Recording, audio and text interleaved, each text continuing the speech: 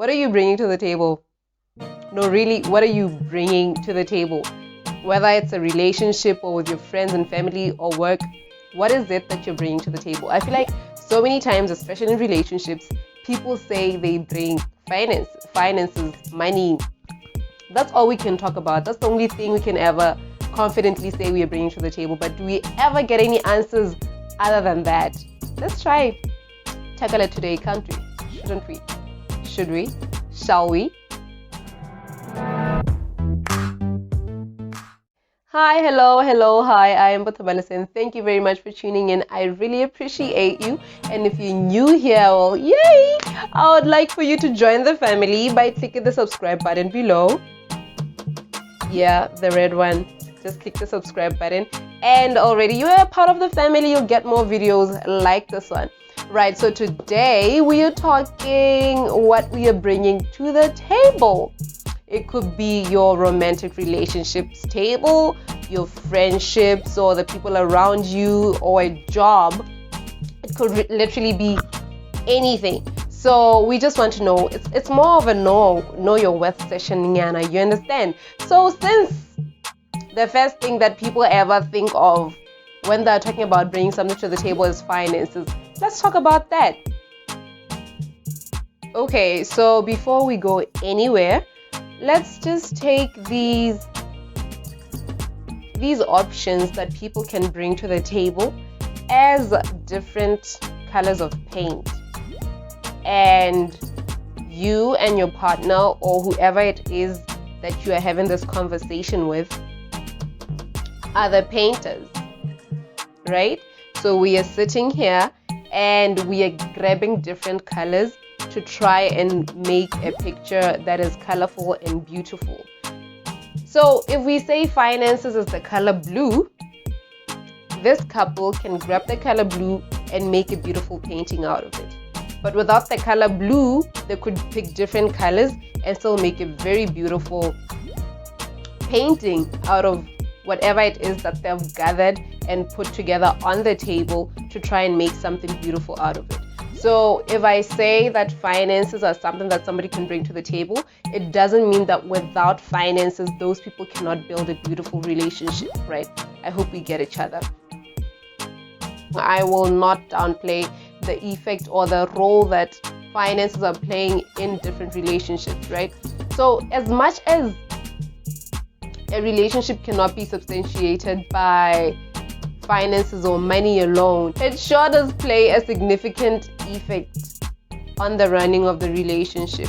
Because take, for example, the two people in the relationship, their love language is receiving gifts, and they're both broke. The relationship is going to take a strain because those gifts are not going to pay for themselves. Those fancy outings, if they like fancy outings, are not going to pay for themselves. I mean, the money could just not be there and they could have a relationship, but they won't feel the love because their love language is receiving gifts. I don't know if it makes sense.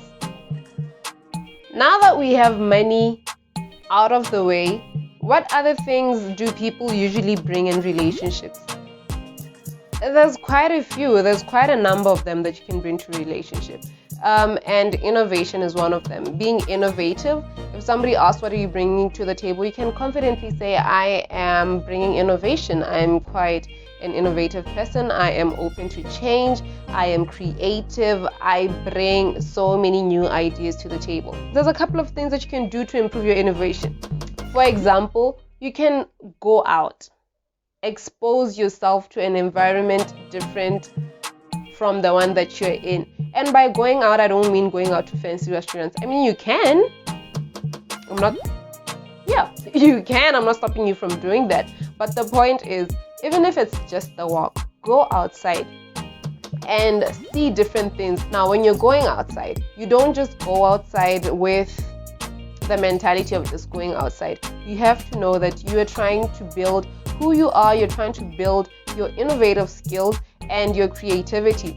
So as you're going outside, you need to be present in the moment and ask yourself this question. If somebody was to ask me, what did you see while you were out on your walk? what am I going to say? It'll change how you see things when you're out there. It'll make you more present. It'll make you more attentive, so that if at all somebody does ask you, what did you see, you're able to answer them and not just say, the usual, just saw houses. Houses like what? Houses that are like tall with different, okay, I don't know. I'm not part of the creative people, but I think you get my point. And there's this girl that made me see being present outside really does make you innovative and creative, because she was telling me that when I go out, she likes these fashion things. She has it together when it comes to fashion. So she would tell me when she goes out, she looks at people, how they're dressing and how it resonates well with her, if she likes it, and she imagines the clothes that she has in her wardrobe, that I could put that and that together and make this look quite pretty. I could recreate this look, or I could do this, I could do that. Because she was outside and she was present, she exposed herself to different ideas of what other people are thinking, even if she didn't have to ask them where to wear it. But it actually did have quite an impact on her. It made her improve her fashion creativity skills. So yes, going outside works. Read books. The point is to expose yourself to different ideas, really. Watch TV shows that are different from the ones that you like. Read books, magazines. Be present in whatever that you do. And as you're outside and you're interacting with people or doing so many different things, ask questions. Question everything. Be inquisitive. Understand why something is like this, and it could give you so many different ideas in your future endeavors, because then you understand different processes. You're able to appreciate the progress, and you're able to appreciate where things are coming from. And the last thing is journal. Keep a book that will keep a track record of your ideas, what you're thinking, because your mind is probably always pacing. So you need to jot it down, so that sometimes you can just go back. I may have a new idea now that could merge well with something that I had like a month ago, and if I'm going through my journal, I could just grab both of those and make a wonderful thing. Management is another thing that people could bring to the table in our relations, in the sense that, it's possible that you meet somebody who's quite innovative and they don't have any management skills. They come up with ideas, but for you to see, I think we all know people who have so many ideas, but they don't have much to show for those ideas. Like, they're always running a new business and not much to show for it, because they don't have management skills. They don't know how to keep whatever it is that they have running. Also, you can have somebody who is able to manage to run those finances, like being able to keep bookkeeping, being able to bookkeep, being able to draw out strategies of what's going to be done and when, timing, planning, all of those things. Sometimes you don't have ideas, but if somebody does give you an idea, you're able to grab it and run with it, make it a success. Or you guys, it's possible that you could be both innovative and a good manager. So I feel like the management part is an important aspect to bring to the table if you're meeting somebody who's innovative, because then you're able to grab that vision, or it becomes both of y'all's vision after that, but grab the vision and make it a success. So yes, management is something that you can bring to the table. But humor, we can't all be stiff now, because what in a relationship as if that's the end of the world, as if, shouldn't that be your happy place, man? I mean, if humor is something that you're bringing to the table, you can tell them, no, we're thinking, when I bring the monies, now I'll bring the laughters. It will be compatible. And sometimes I feel like in the long run, when things get sour, humor can be one of the only standing things that can sustain a relationship. Not that, okay, not the only thing, but it can be able to remind you why you started what you started in the first place. It can break the ice. It can make you be able to lighten up, to unwind, to chill, to have a good time. Isn't that what we're here for? Vulnerability, this is where you create an environment for both of y'all to tell your truths. And believe it or not, some people find it quite hard to open up. And if vulnerability is something that you're bringing into a relation, then you're playing a very big role. You are teaching the other person communication, not only by telling them no, do 1, 2, 3, but also by you doing it yourself. You teach them. I was watching a video this morning, Yara TD Jakes, where he was being interviewed by Stephen Furtick, and he was talking about communication, that communication is something that we find, okay, it depends on what you're communicating. Communicating effect, very easy. And he gave the example that 2 + 2 is 4. Quite easy. People believe you. But then when it comes to emotions, this is something that is quite complex. For you to be able to tell me just how much you love me or just how sad you are, and for me to feel it the way that you are feeling it, is a completely different story, a completely different scenario.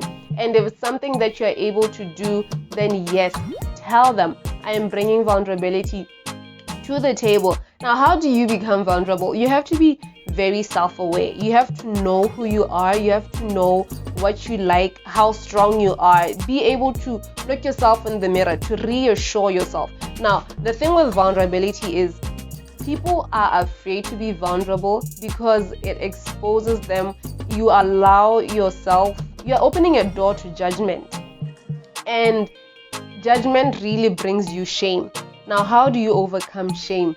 By, yes, knowing who you are, by being able to look at yourself in the mirror, to reassure yourself, to reassure your strength, to be able to validate yourself and not look for it from somebody else. And the more you do that, the more you love yourself, self-love, the more you're content in all of that, then you are moving further and further away from the hold that shame can have over you.